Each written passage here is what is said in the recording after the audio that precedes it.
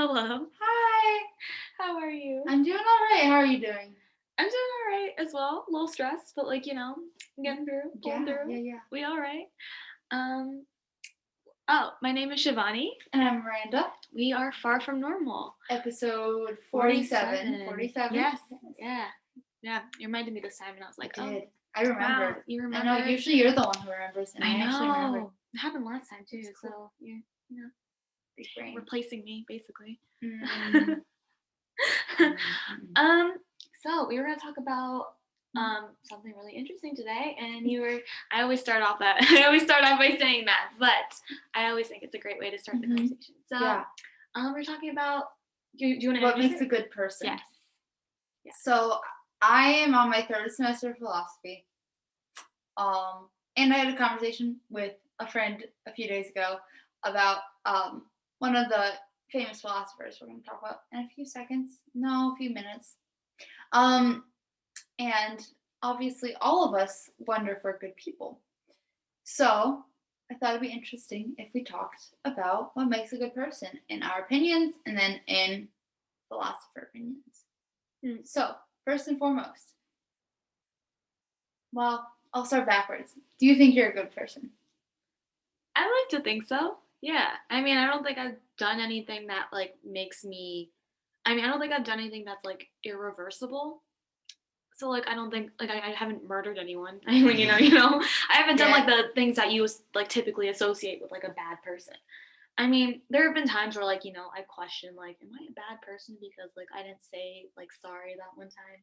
Am I a bad person because I don't help my mom enough with the dishes or something like that? Those are small things like that, Right. but it's I think the more that I've grown up, experienced things, it's the more you gain context to see yourself, I guess to see yourself in the world and be able to identify yourself in that sort of way. If that makes any sense. Yeah. But overall, I think I have good intentions and I'm a good person. But yeah, Okay. How about you? For a very, very, very long time, I lived under the belief, and we talked about this on podcasts previously, of if you have good intentions, you're a good person. Yes. We talked about that on the Is Hitler a Good Person podcast episode. Right. And that aligns with a philosopher I'm going to talk about, but I'm not sure I believe that anymore. I want to believe that, and I think it makes sense to me that if you have good intentions, you're a good person, but I guess there needs to be more, Yeah. So I try to be a good person. Objectively, I can't really tell you if I'm a good person. Subjectively, I like to believe I am. So. Gotcha. Yeah. Yeah. I mean, have you noticed that the more you question it, the worse or the better or worse it is for your mental health? Yeah, of course. Okay. Yeah. I mean, as someone with anxiety, and I think just anyone in general, the more I question things about myself, the more I doubt things, and then the worse it gets. Yeah, I just thought it was interesting because we're always encouraged to question things, and I just I think there's a line between if you keep questioning it the less it becomes right helpful to you. I guess I would draw a line between questioning things in life or questioning things about myself. So if I question whether or not I was a good person over and over again, I think I would find one small thing that I did that was wrong and focus on that and then determine that I'm a bad person. Right. But I think it is kind of fun. Fun to think about it in a philosophy way of what's a good person. It's almost like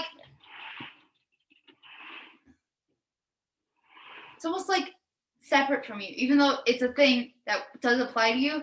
You're looking at it from a outside lens, which is interesting.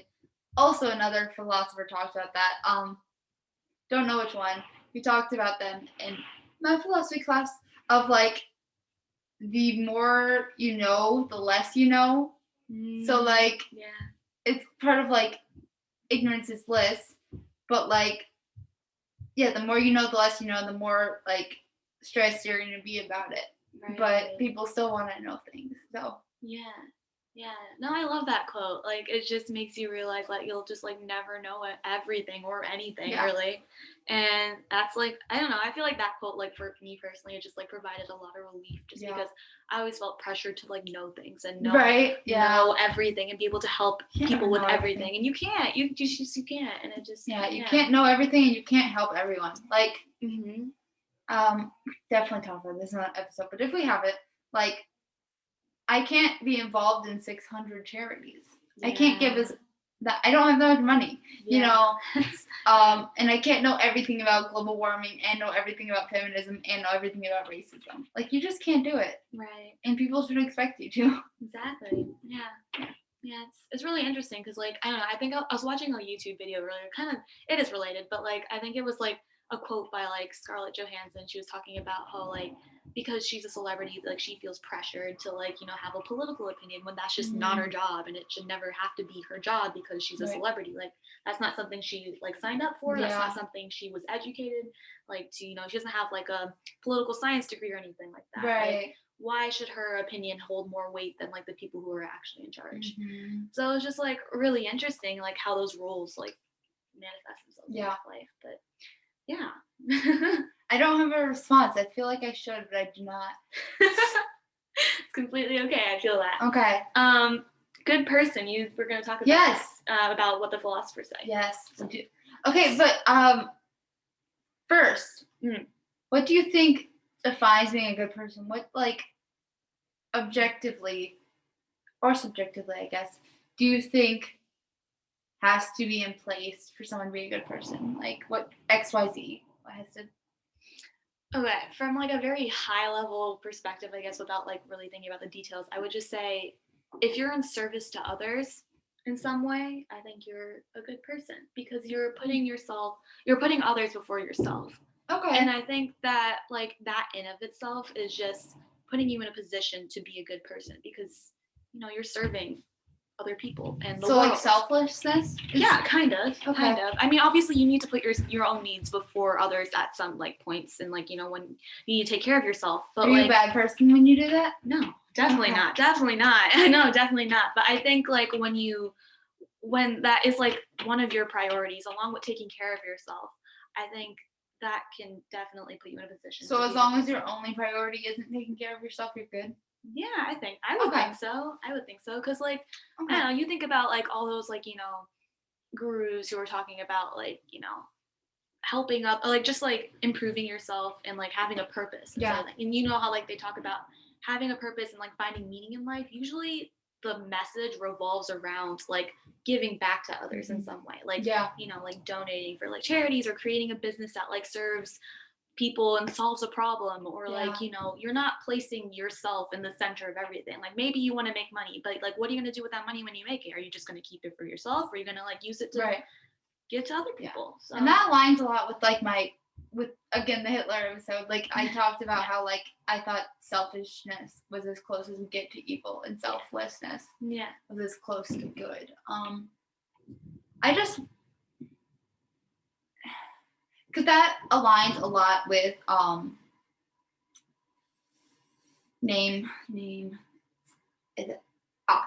Kantian theory. Gotcha. So he says basically the motive is what matters, more so than any effects. It's the motive that matters. So if you're acting in selfless means, you're good. If you're acting because you want to help people, you're good. But then there's the question of like, what if the result is awful?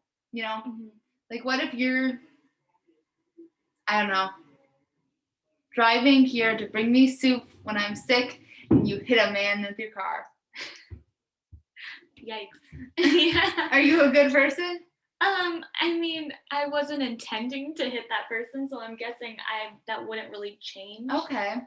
Like, fair. You know, if I went out specifically to hit that person, then that would change the whole narrative.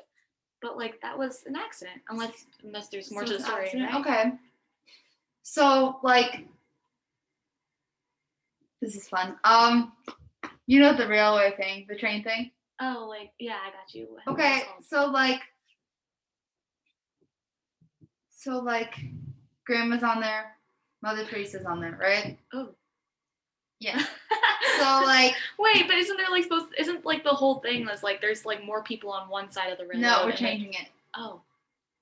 Okay. So okay. You love your grandma and you have the intention of saving your grandma. And that's a great decision, great intention. Does it make it a bad? Are you a bad person because you saved your grandma instead of Mother Teresa? How would you answer that? Let's start there. Okay.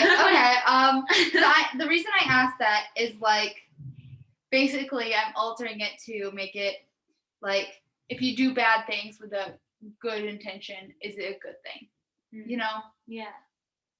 See, like, okay, I've like framed this into my mind to be like more modern because I feel like people talk about this in the sense of like we are still on like survival mode per se. Like we still don't have access to food. Like we need to like fight for like our basic necessities when that's not really well, at least not in the like not us personally. Not for us personally.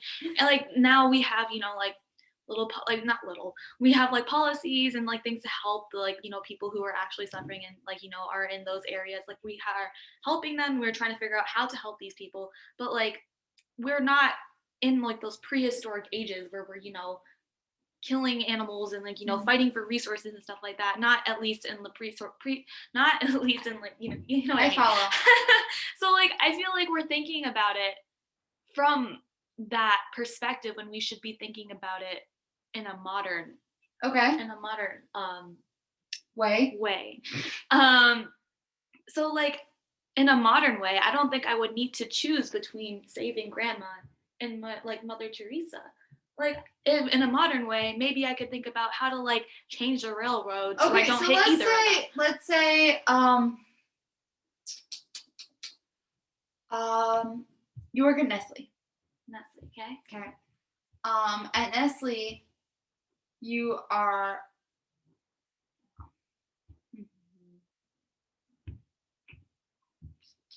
Nestle has some good stuff.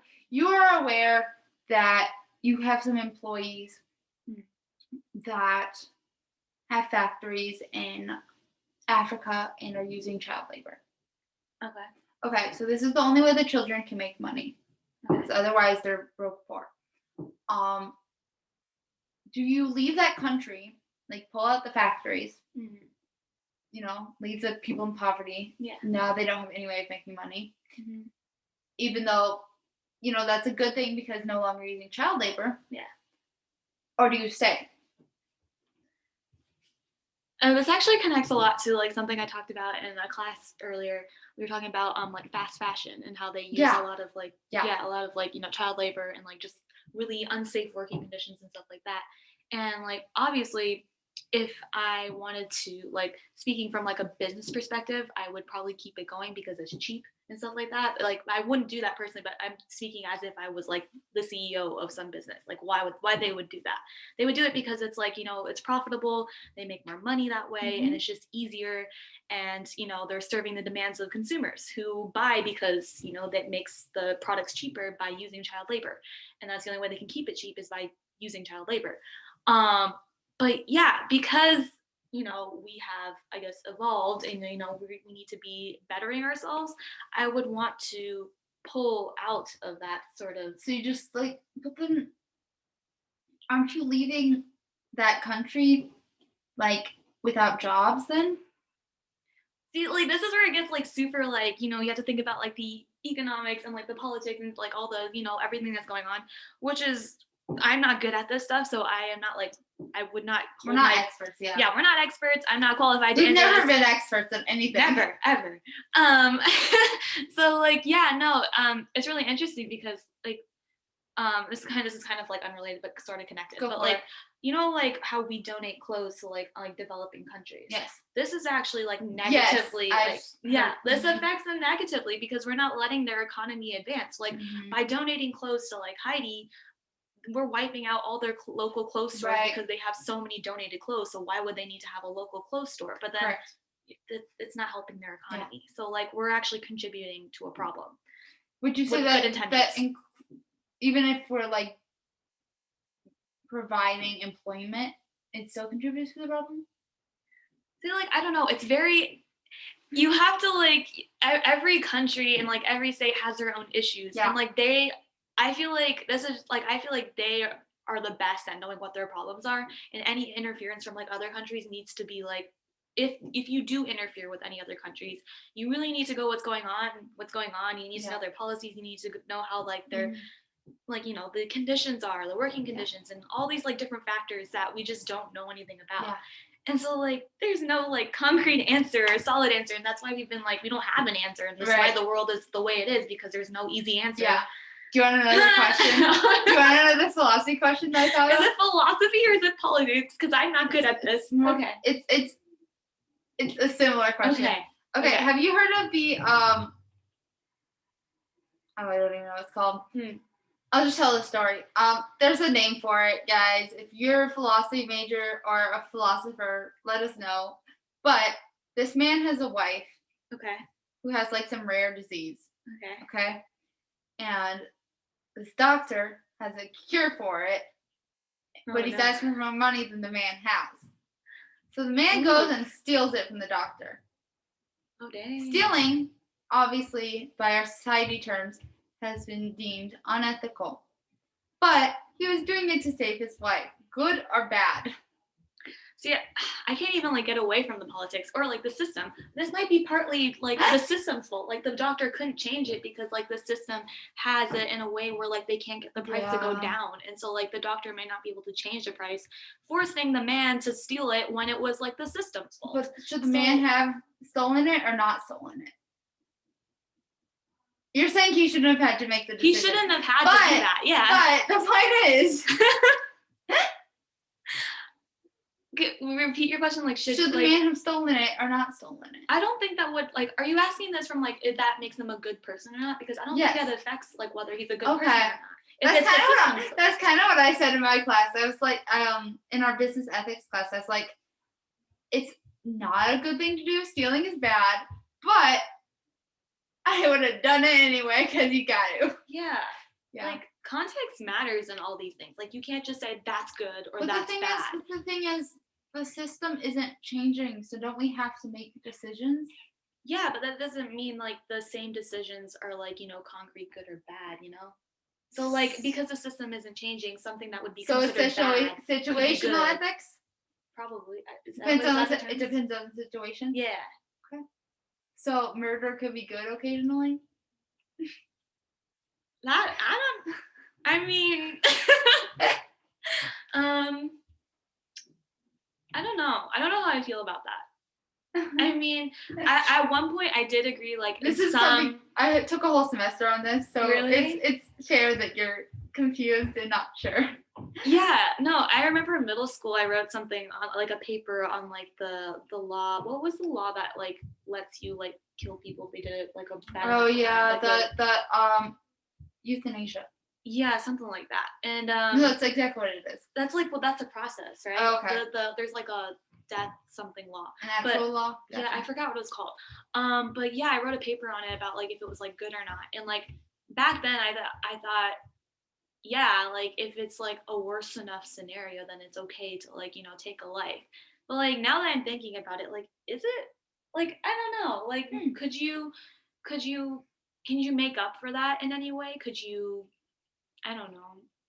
I think if you're doing it, if the person really, really wants you to, I feel like it's an act of compassion.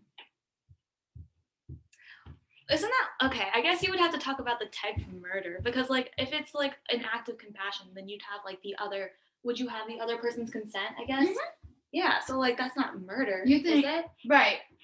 But euthanasia, you have their consent. Oh yeah. Okay. So like. That's not murder though. Like so then that's not a bad thing, right? Well, we don't believe it's murder. Some people do think it's murder. Right. I don't know. What are your opinions? What are your opinions on okay, I'm trying to think of a better question than murder then. I think my like overall answer would just be like context. Context. You do think? Yeah, okay. Like if you give me like a certain scenario and have a more.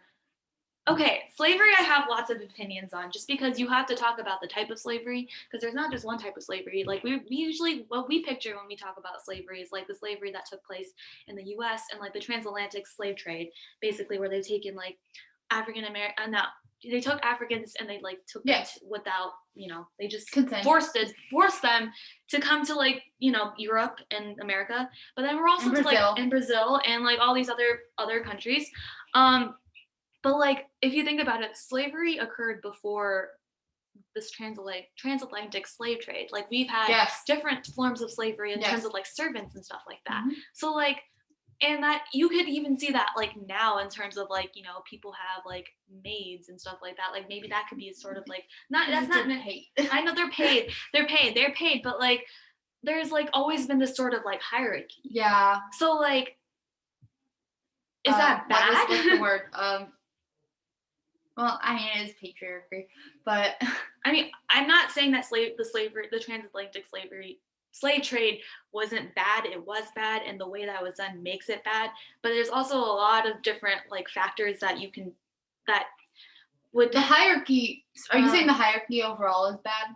Are you saying no? That's my point. Natural, but there's like different aspects of slavery that I think would affect like whether it's good or bad. Because if there was slavery that existed before slavery, could you say that slavery was bad? Like, the Israelites were like slaves in Egypt with like the whole. Okay, but like slavery in terms of like, you guys are born in the same country, you guys have like grown up together. One becomes like a servant for unpaid. Yes, unpaid. I would say that's still bad. Yeah, personally, I don't know. We read but what's the Kite Book? There's a Kite Book, about a couple of people in the Middle East, and it was about religious like slavery, kind of, where this man grew up with another man, and they were best friends, and then one of them was Sunni, and the other was Shia. And because the guy was Sunni, he went to like wealthy and he was vibing, and then he made the Shia man basically like a servant for him. And I still think, obviously, the Sunni man was kind of an asshole, but say he had been a nice person and was, trying to take care of the other guy. It's mostly the system's fault, I would say, but I would still say that that's an issue. Would you not? I don't know. I mean, like, this is going to sound very conservative of me, but like, and I don't consider myself a conservative, but like, there's some jobs that like, like low kind of jobs that like people need to do, and that puts them in that sort of position. Paid. Okay, but I guess like in like prehistoric times, like Egypt or something like that, their form of payment was different, I guess. Like housing and stuff. Yeah. So like, I don't know. Okay, they should at least. I guess I would say they should at least have the opportunity to get out of it. Like, because I know more about them, I'm gonna return to African American slaves. Okay. Not necessarily because it doesn't apply in other contexts. Yeah. African American slaves got treated without consent. Whereas in the example Kite Runner, that's what it's called, Kite Runner, he had more consent. African American slaves couldn't run away, else they get whipped or killed. So like, I think if there's more of a freedom. Yeah. Okay, so like, I think I'm just like not getting if you're like talking about like whether these slaves or servants are being paid or not. So like, I think if we're talking about like servants or like slaves being paid, I think that would be more of like a system failure fault thing. But like, if we're just talking about like if it's good or not, just like if it's good or not, without talking about how they're being compensated. Well, I think that might be the reason I changed it is because it made sense what you said about the compensation, about it being Okay. housing back then. So I was basically saying, if you willingly go into that and can willingly get out of it, the housing works as a different form of payment. That makes sense. Right. But I do think universally, Mhm. in 280 and now, there needs to be some form of consent and freedom to get out of it. Yeah. Which I think kind of brings me to like a new question, because I feel like, I don't know, like, how free is freedom to get out of it? Because like people who are like Latinos who are maids in the U.S., who are illegal immigrants, they're getting paid and they have the freedom to get out of it, but they don't really have freedom to leave, because then they could get caught by like. Yeah. What do you think? Getting all political again. I know. Yeah, no, it's just because like people come to the U.S. because of like the American dream and because of Yeah. like opportunities, and then once they get here, they realize that like, oh, like the American dream isn't so dreamy, and like magical, like it's actually not as great as you thought it was going to be, because there's lots of like inequality and like like the wage gaps and like just class, what's it called, Classism? Not classism, but there's like class separation, divides, and like where you are brought up, the wage gap. Yeah. Sorry, I just catch the wage gap, and it's it's just once you get here, you don't, freedom, the meaning of freedom changes, and I think that like just kind of goes into like how you see freedom and how you perceive that, and I think that just kind of like that's what defines our like political parties, like how Democrats see freedom is different than how Republicans see freedom. So like it depends. That's true. I never even thought of that. Like that is how that's why there's a divide. Yeah. Because conservatives see freedom as like more of a fiscal freedom. Yeah. And then liberals see freedom as like freedom to kind of do it. I don't know. Like, how would you define it? Like, do what you want, kind of? Sort of, and just like providing. I think they're more focused on like different policies helping more. Yeah. More of like everyone. They're more inclusive and equity, and I actually don't know. I've been thinking about that a lot recently and trying to figure out like the exact definition of like a liberal and like the exact definition of like a conservative, because I feel like in the like just the past couple of weeks I've like just failed to understand what that actually means. Well, it's changed. Like it's constantly changing. It's constantly changing, and there's so many different factors and like policies that like go into it. Because ideally conservatism is just like wanting to reflect the positive virtues of our ancestors. Yeah. But that's definitely not what it is. Oh yeah. Yeah. And ideally liberalism, I don't even know what ideally liberalism is. Yeah, no. Like spending money to help people? I don't know. I want to get like, I know what it is, but like it's just like there's so many different things I'm thinking about. Like I remember reading in like a book for one of my honors classes, being that like at least a century ago, liberalism today was considered conservatism. Right. So there were like three major switches. Yeah. Yeah. So I don't know. There was a switch in the 30s with Great Depression. Yes. Because I don't know.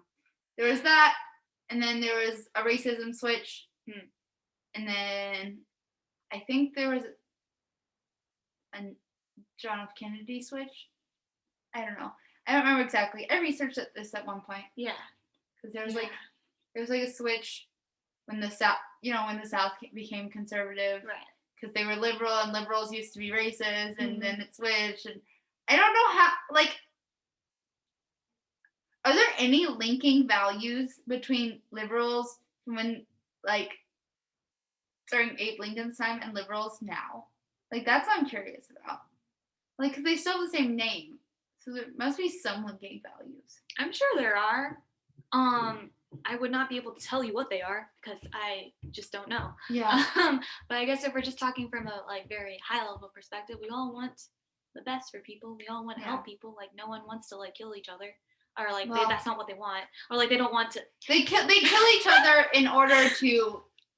In their minds, probably help people. So yeah, they want to help people. Yeah. And what that looks like I is do different. genuinely believe that people want to help people. Definitely. I don't think everyone I know agrees with us on that, but we believe it. I agree. Yeah. Anyway, that's a great way to tie up. That is a very good way to tie it up. Yeah, you're right. Tie up this episode. I hope you enjoyed it. That was actually like I don't know, twisted my brain a little bit. It's kind of fun. It was kind of fun. That was really interesting. Yeah. Do you have any closing comments? I do not. Go ahead. Alrighty then. So, if you guys have any questions, comments, or feedback, you can email us at farfromnormalpodcast at 2020@gmail.com. There we go. We have an Instagram at farfromnormalpodcast. We are very active on there. You can comment, leave any questions, comments, concerns, or anything like that. We'll definitely respond. And we also have a Google survey in the Instagram, so you can also in the Instagram bio, it's in our little Linktree link. Leave us any comments there. We'd love to hear from you. Leave us a like and subscribe on YouTube. Also comment on there. We love it. Yes. We love you guys. Thank you for listening or watching or whatever you're doing. Yep. All right. Bye.